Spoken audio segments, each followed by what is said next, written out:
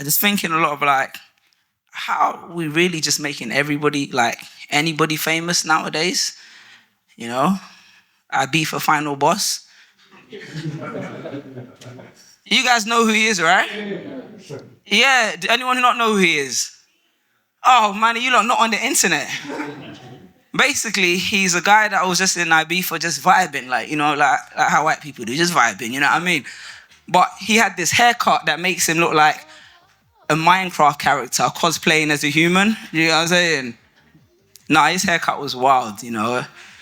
I feel like the real MVP is actually like his barber. Do you get what I'm saying? Like, now if you can convince a man to leave the barbershop with that haircut and they pay you, like you deserve a degree in psychology, human psychology. You know what I'm saying? That's crazy, dog. Like, did a man just go in there and be like, yeah, I just want the Lego movie special. You know what I'm saying? It's crazy, man. It's making Bonnie Blue. You know who Bonnie Blue is, right? Oh, no fans in the building? Okay. You guys can pretend. You know you have to use face verification for the websites now, yeah? No, Bonnie Blue recently got banned off OnlyFans. You get what I'm saying? That's like Satan being banned from hell. You get what I'm saying?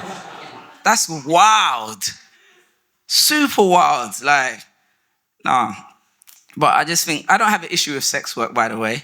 Well, I do have one issue. I think it's unethical in the sense that, like, if I buy something from Amazon, yeah, I have like 30 days, you know, decide whether I like it or not, you know. Sex work, I have 30 seconds, you know what I'm saying? It's like, it's stupid. Like, at least give me like a 9-month warranty or something, you know what I'm saying? Yeah, so I feel like we've been making a lot of people famous, but recently, I think we've made some of the right people famous, you know. Anyone who knows, been following what's happening in Gaza, you know. Yeah, and there's been a lot of journalists who have put their life on their line to tell the story, you know. And and last night, it was tough for me because I shared a post from one of the journalists, Sharif, and half an hour later, his will was on the internet. You get what I'm saying? Before I go into the last piece, I just wanted to like, just read a section of it because it's a man, you know, that put his life on the line for something bigger than him, you know? And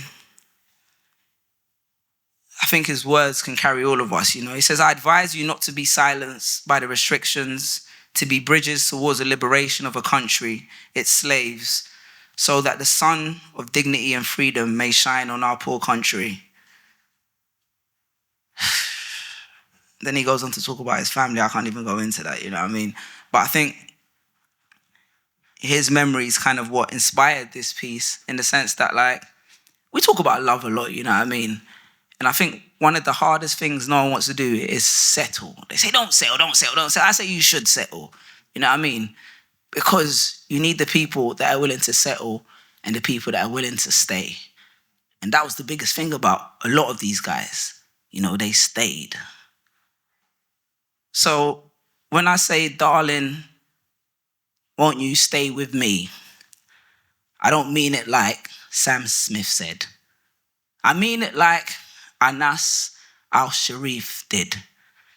Because it's funny, when a woman falls in love with lies, they call her a therapist. When a man falls in love with the truth, they call him a terrorist. Who knew that a man could love so hard that he'd end up getting buried underneath it? So find someone who would stay like Patrice did, like Sankara. Because it's either you die as a boy or live long enough to see yourself become a martyr. After last night, I don't believe in humanity and I don't believe in love anymore. I don't need Mr. Wrong or Mrs. Right. I just need someone who will endure. Despite the bombs, despite the occupations, the hostile negotiations and interrogations, I need to find someone who will be there even when my home is destroyed and the structures inside me turn to rubble. Find someone who's ready to build with you. Find someone who will pray with you. Love is seasonal. Find someone who will stay in the rain with you. Someone who doesn't mind getting wet for you. Pause.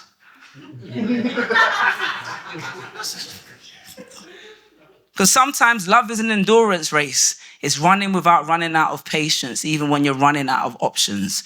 Running without patience, running out of options, because it's not easy.